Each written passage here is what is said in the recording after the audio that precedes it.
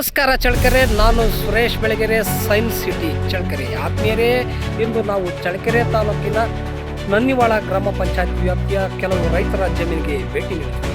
ರೈತರು ನಮಗೆ ಫೋನ್ ಮೂಲಕ ನಾವು ಬಿತ್ತನೆ ಮಾಡಿದಂತಹ ಈರುಳ್ಳಿ ಬೀಜ ಸರಿಯಾಗಿ ಹುಟ್ಟಿಲ್ಲ, ಪಂಚಗಂಗಾ ಅನ್ನುವ ಬೀಜವನ್ನು ತಂದು ಹಾಕಿದ್ವಿ, ಆದರೆ ಆ ಬೀಜ ಸರಿಯಾಗಿ ಉತ್ಪತ್ತಿ ಆಗಿಲ್ಲ ಅನ್ನೋ ಒಂದು ಮಾಹಿತಿಯನ್ನು ನೀಡಿದ್ರು.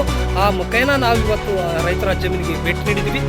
ಸದ್ಯಕ್ಕೆ ನಾವಿಲ್ಲಿ ನೋಡ್ತಾ ಇದ್ವಿ, ಬೀಜ ಸರಿಯಾಗಿ ಹುಟ್ಟುವಳಿ ಆಗಿಲ್ಲ. ರೈತರು ನಮ್ಮ ಜೊತೆಗಿದ್ದಾರೆ. ಆ ರೈತರು ಏನು ಹೇಳಿದರೆ ಅವ್ರನ್ನ ಕೇಳೋಣ ಬನ್ನಿ. ಹೆಸರು ಸರ್ ಜಗದೀಶ್ ಅಂತ. ಯಾವ ನಿಮ್ಮದು? ನನ್ನಿವಾಳ. ಏನಾಗಿತ್ತು ಸರ್? ನಾವು ಈರುಳ್ಳಿ ಬೀಜ ಈ ಪಂಚಗಂಗಾ ಅಂತ ಇದೆ, ಕ್ವಾಲಿಟಿ ಬೀಜ ಸರ್. ಎಲ್ಲಿಂದ ತಂದಿದ್ವಿ? ಚಳ್ಳಕೆರೆ ಪವನ್ ಅಂಗಡಿ ಸರ್. ಆ ಅಂಗಡಿಗೆ 1300 ರೂಪಾಯಿ ಕೆಜಿ ತಂದು. ಎಷ್ಟು ಕೆಜಿ ತಂದು? 4 ಕೆಜಿ ತಂದು. 4 ಕೆಜಿ ಬೀಜ ಹಾಕಿ 22 ದಿನ ಪೈರು ಇಲ್ಲ ಸರ್. ಏನು ಕಾರಣ ಇದು?